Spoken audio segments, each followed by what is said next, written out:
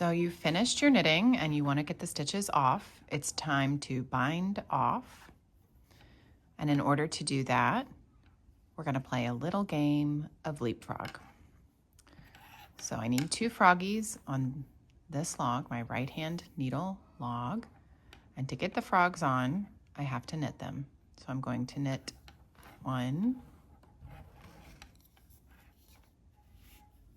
knit 2. Now I can play leapfrog. I'm going to pull froggy number 1, which is the froggy closest to the ball at the end of the needle. And he's going to leap up, over, and splash into the water. So now I only have 1 froggy left. I need 2 frogs to play leapfrog. So I will knit 1,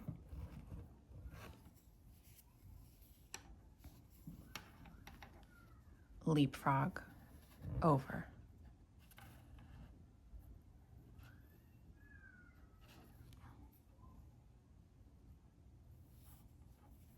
Knit 1,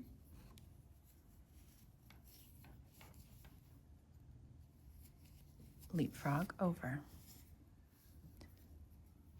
And this is the pattern for binding off.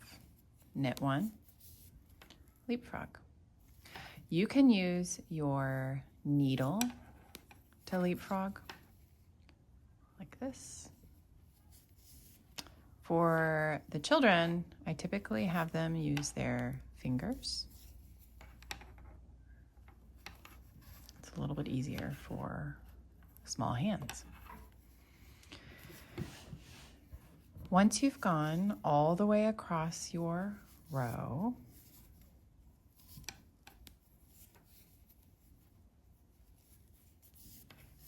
like so, we still need to knit the last one and leapfrog over. Now I should have 0 stitches on one needle and 1 stitch on the other needle. I pull my loop until it's as long as I want it to be and cut the string. And that's how we bind off. Now, if I were going to sew this up, I could use one of my tails, especially like the long one that I just used for binding off, to sew it up. And if we're not going to sew it up, then I would want to weave in my tails, because if I cut them really short right next to the knitting will start to come unraveled. So I will thread a needle. I use a tapestry blunt needle. And to thread a needle, this is how I teach the children to do it. We fold the yarn over and pinch it so you can barely see it. And then we wiggle the eye onto the needle. And that's a lot easier than trying to force the thread through the needle. So we instead of putting the thread through the needle, I teach them to, again, fold it,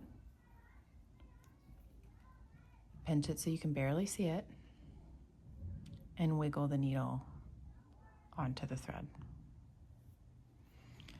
To weave in our tails, we're going to do a motion like a snake, slithering like a snake. We're going to snake in our tails, and we go up a bump,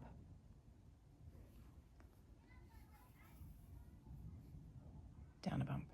And I want to do this, if it's a 3-dimensional object that I'm sewing, I would do this on the inside of the work so that we don't see this part. Up a bump, down a bump. And I like to weave in about as much as my needle. So if the work is really long, you don't have to do the whole tail, just about that much or about as much as a thumb.